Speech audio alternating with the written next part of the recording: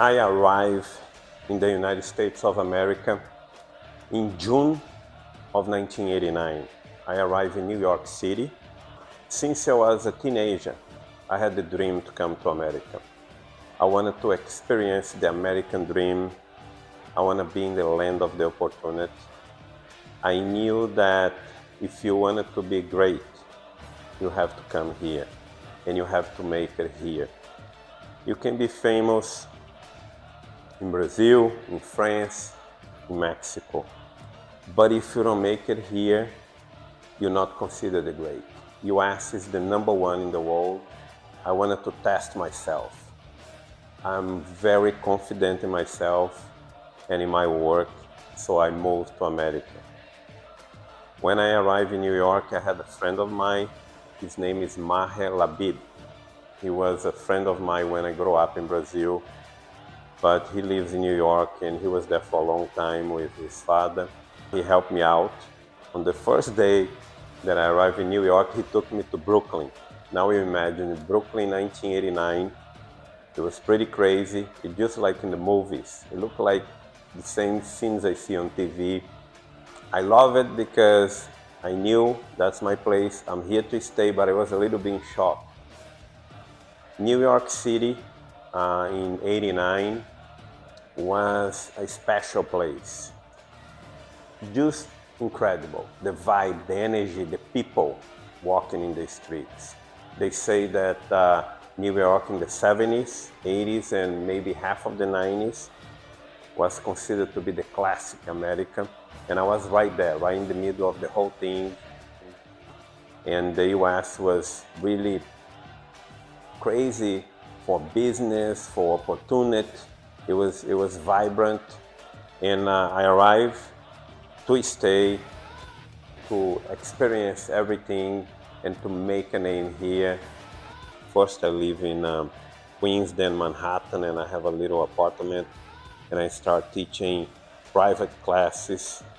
I met some of the famous martial artists that I used to see in the magazines. I participate in martial arts seminars and training with Bill Superfoot Wallace, Joe Lewis, Benny the Jet Urquidez. I one time went just to watch Danny Nozanto's seminar. Danny Nozanto came to New York. I saw in a magazine that he was going to be there, and I went to watch, and I took a picture with him.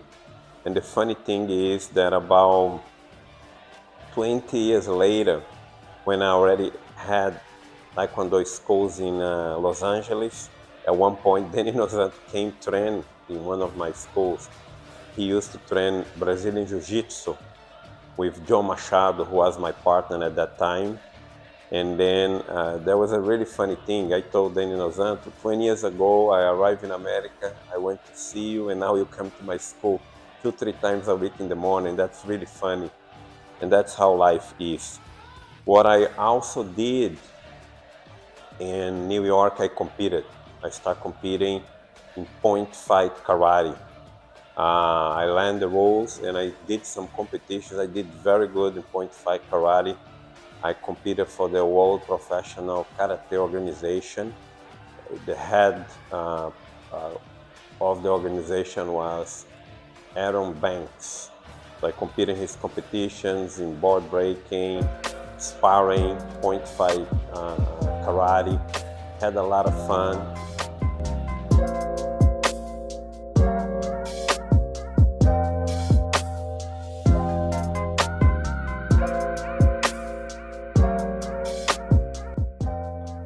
I saw an advertisement of a Gracie Jiu Jitsu seminar at the Hunter College in New York. So I met for the first time Grandmaster Helio Gracie. I met Helson Gracie, the man who introduced Jiu Jitsu to Hawaii. And I met Royce. Royce, a few years later, became very famous because he was the first UFC champion. Rorion told me in that opportunity that he was planning to open the first Jiu-Jitsu Academy in Los Angeles, and I kept in contact with Horion, and later on he sent me the invitation for the opening of the academy. I still have the envelope and the invitation. The first Jiu-Jitsu Academy was inaugurated in Torrance, California in September of 1990.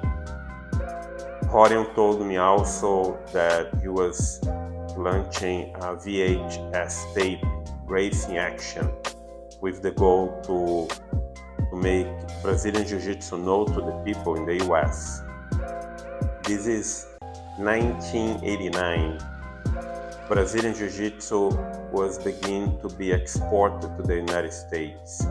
This is before MMA, this is before the UFC, before the first academy was even open. At that time, Horion was teaching in the garage in California. And later on, I ended up training with the Machado brothers. And I got my black belt with the Machado brothers. It is my lineage in Brazilian Jiu-Jitsu. But this is a historical meeting with the Gracies. And the pictures I took are part of history. It's a document of the introduction of Gracie Jiu-Jitsu, Brazilian Jiu-Jitsu to America.